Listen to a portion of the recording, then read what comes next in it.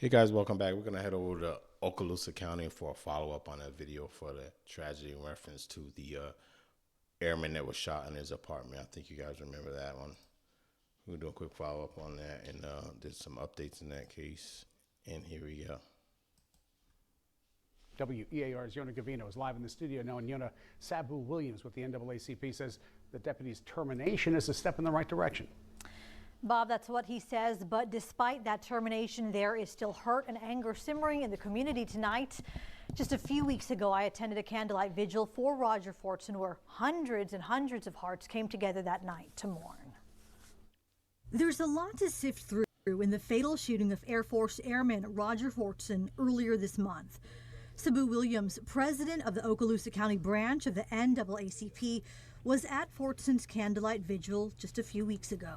He believes the Okaloosa County Sheriff made the right decision to fire Deputy Eddie Durran. I don't think that deputy woke up that morning saying to himself, I'm going to go out and kill or shoot somebody of color. I agree but I with do that. think sometimes unconscious bias plays a role in how people respond, particularly to black men. The Okaloosa County Sheriff's Office said the investigation determined Deputy Eddie Durran's use of deadly force was not objectively reasonable and therefore violated agency policy. It outlined a list of what it is calling object facts in the investigation. It's very detailed, but the key points are, quote, when Mr. Fortson opened the door, he was pointing his firearm at the ground, enough for the former deputy to clearly see, and that Mr. Fortson did not physically resist in any way. See, there's a difference between possible threat and actual threat. And it was a possible threat because the gentleman was holding the gun, but actual threat, he never raised the weapon. And so that's the key fact there, as I stated before. The officer didn't go there with the intention of taking his life, but there was no actual threat. There was a possible threat, and there's a difference when it comes down to a situation like this. And as you can see, the officer was fired, so that means charges are coming next. I can almost guarantee you there are going to be some charges on this one. Not saying he's going to be convicted, but there's going to be some charges on this.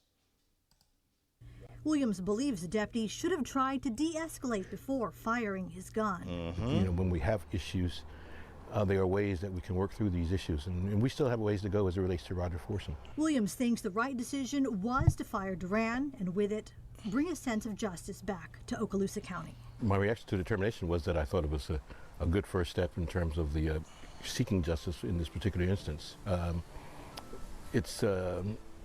Many might think it has taken some time, but I think that due diligence was given, and I'm glad that the Sheriff's Office did an internal investigation rather than, if you will, waiting on someone else to make a suggestion to him. I think this shows his willingness to be accountable to the actions of his officers. There you go. Oh, there you have it. Like I said before, that one left a sour taste in my mouth, and it's unfortunate. You hate to see cops get jammed up like that, but these are decisions that we make that put us in this position, and you got to answer for every bullet. You got to answer for every bullet as cops, and that one just didn't fly to me. So it's unfortunate. And like I said, we're gonna stay on top of this one and see what happens with charges, and I'll be following up again. Thanks for tuning in. Have a blessed night. Don't forget to like and subscribe. See you on the next one.